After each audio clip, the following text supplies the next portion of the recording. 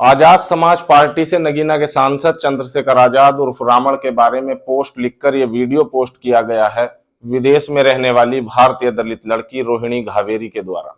और लिखा क्या गया है यह भी जानना अति आवश्यक है। फेसबुक पर अपनी पोस्ट में रोहिणी घावेरी लिखती हैं कि इस अय्यास बेवड़े आदमी को मैं बहुजन आंदोलन के लायक बना रही थी, यही गलती है मेरी, और इसने मुझे ही समाज के सामने बदनाम कर दिया है। पुलिस ने मेरी नहीं सुनी है क्योंकि बीजेपी इसको बचा रही है, लेकिन समाज के सामने मैं ये साबित कर दूंगी कि गलत मैं नहीं यही है। बहुजन वाल्मीकि समाज की बेटी के साथ हुए इस षड्यंत्र का पर्दाफाश करती रहूंगी। 2 दिन पहले भी इनकी एक पोस्ट सोशल मीडिया पर जमकर वायरल हो गई थी।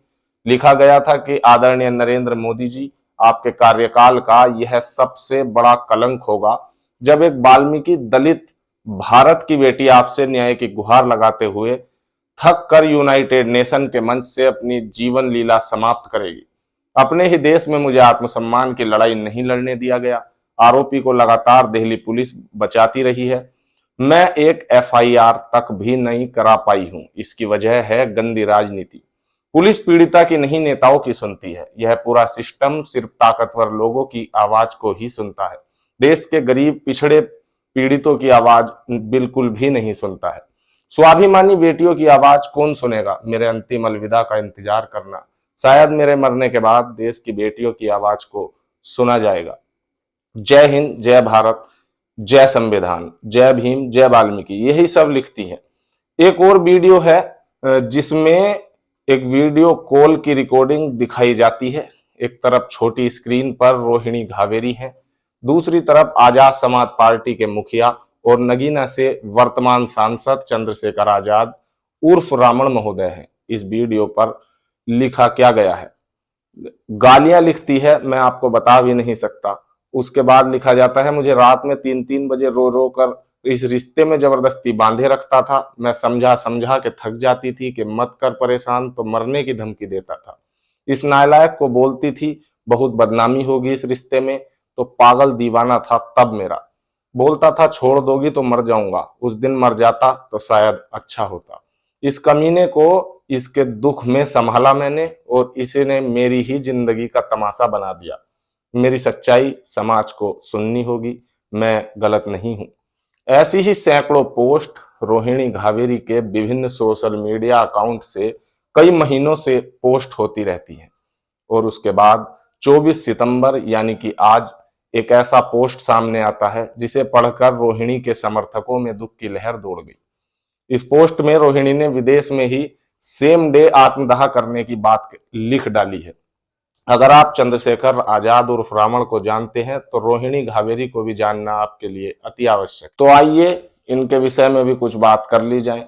रोहिणी घावेरी एक सामाजिक संगठन चलाती हैं जिसको वो सिंगापुर के जेनेवा में रहकर ऑपरेट करती हैं। असल में डॉक्टर रोहिणी घावेरी इंदौर के बीमा अस्पताल में काम करने वाली सफाई कर्मचारी की बेटी है। वह 2019 में हायर एजुकेशन के लिए स्विट्जरलैंड गई थी।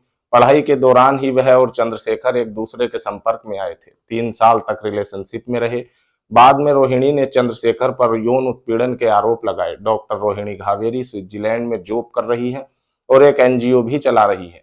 पीएचडी की स्कॉलर हैं। डॉक्टर रोहिणी घावेरी ने 3 महीने पहले सोशल मीडिया का सहारा लिया और चंद्रशेखर पर यौन उत्पीड़न और कई गंभीर आरोप भी लगाए। इसके बाद राष्ट्रीय महिला आयोग में यौन उत्पीड़न की शिकायत दर्ज कराई थी। आयोग में मामला दर्ज किया गया था। इसके बाद रोहिणी ने कहा कि कानूनी लड़ाई शुरू हो चुकी है, सच सामने आकर रहेगा। स्वाभिमान और सम्मान के लिए लड़ूंगी, पीछे कभी नहीं हटूंगी। सुसाइड की धमकी पर रोहिणी ने हमारे चैनल से बात की। उन्होंने बताया कि मैंने दिल्ली के कमिश्नर से कई बार मुलाकात की है, सभी सबूत दिए, लेकिन कोई सुनवाई नहीं हो रही है। एयरपोर्ट थाने ने पूरे मामले की जांच भी कर ली है, लेकिन चंद्रशेखर के प्रभावों और उसकी सांसदगिरी के चलते पुलिस में कार्यवाही अब तक नहीं हो चुकी है। सोशल मीडिया पर जहर खाने की बात लिखे जाने के बाद बताया कि मैं बहुत परेशान हो चुकी हूँ। मेरी कहीं कोई सुनवाई नहीं हो रही है। मेरे पास जान देने के अलावा और कोई चारा नहीं बचा है। मुझे किसी पर भी अब कोई विश्वास या भरोसा नहीं रहा है। हमारे देश में पीड़िता को न्याय के लिए मरना पड़ता है, जब तक आत्महत्या का प्रयास नहीं करती हैं तब तक कोई सुनता नहीं है। उन्होंने कहा कि जब भी मैं दिल्ली पुलिस कमिश्नर से बात करती हूं तो वो कहते हैं कि ऊपर से कार्रवाई का कोई अभी तक ऑर्डर ही नहीं आया है। यह कहते कहते रोहिणी रोने लगती है। रोहिणी ऐसा आत्मघाती कदम न उठाए, हम अपने चैनल के माध्यम से उससे यह अपील करते हैं। लेकिन यह नौबत आखिर आई ही क्यों, यह भी एक बड़ा सवाल बना हुआ है।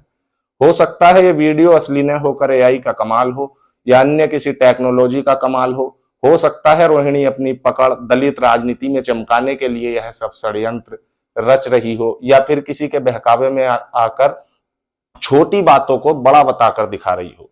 होने को तो बहुत कुछ हो सकता है, लेकिन यह सब पता लगेगा जब मामले की जांच होगी, और जांच तब होगी जब मामला दर्ज होगा। लेकिन दिल्ली के एयरपोर्ट थाने में रोहिणी की एफआईआर ही दर्ज नहीं हो पा रही है। जिस देश में एक गरीब किसान या मजदूर पर आरोप लगाते ही उसको दोषी मानकर कार्यवाही हो जाती है, थाने में उसका स्वागत पट्टों और लाठी डंडों से किया जाता है, वहां एक नेता के प्रति कानून का ऐसा दोहरा रवैया आखिर क्यों? दर्शकों, इस वीडियो को आप लाइक करो या ना करो, लेकिन शेयर करने की उम्मीद तो आपसे की जा सकती है। जय हिंद।